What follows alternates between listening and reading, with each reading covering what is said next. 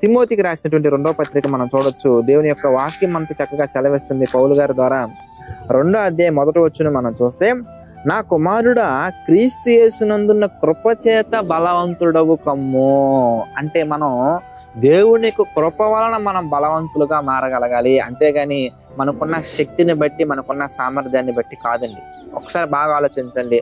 ఒక ఎగ్జామ్కి మనం బాగా ప్రిపేర్ అయ్యామండి, హెల్త్ కండిషన్ కూడా పర్ఫెక్ట్గా మనం ఉన్నామండి.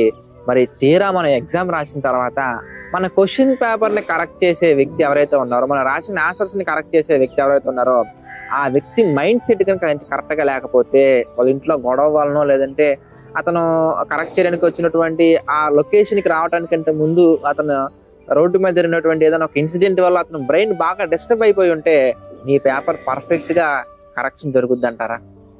లేదు, నువ్వు పర్ఫెక్ట్ గానే రాసావు, నువ్వు పర్ఫెక్ట్ గా రాసిన తర్వాత అన్ని నెంబర్స్ అన్ని, రోల్ నెంబర్స్ అన్ని బాగా వేసావు, నీ పేపర్ ఒకవేళ మిస్ అయితే, అంటే మనం ఎంత పర్ఫెక్ట్ గా ఉన్నామని మనం ఫీల్ అయినా, మనకి అన్ని టాలెంట్ ఉన్నా కానీ దేవుని యొక్క కృప గనక మన పట్ల లేకపోతే, మీరు దేవుని విశ్వసించినా విశ్వసించకపోయినా, దేవుని యొక్క ప్లానింగ్, దేవుని యొక్క కృప, దేవుని యొక్క అనాది సంకల్పం గనక మన పట్ల లేకపోతే మనం ఏ విషయంలోనూ కూడా సక్సెస్ కాలేమండి. అందుకే మరొక చోట మనం ఎఫెసీ పత్రిక 2వ అధ్యాయంలో మనం చూడొచ్చు, మన క్రియలను బట్టి కాదు ప్రియులారా, మన క్రియలను బట్టి కాదు, ఎవడును అతిశయంపై వీలు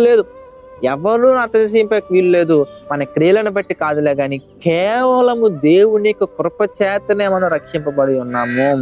ఈరోజు మనకున్న స్థితి, అది పేదరికమైన సంపన్న స్థితి అయినా, అన్ని తినగలిగినటువంటి స్థితిలో ఉన్నా, ఏమీ తినలేని స్థితిలో ఉన్నా, ఏ స్థితిలో ఉన్నా కానీ ప్రియులారా, అది దేవునికి కృప మాత్రమే మనం గమనించగలగాలి.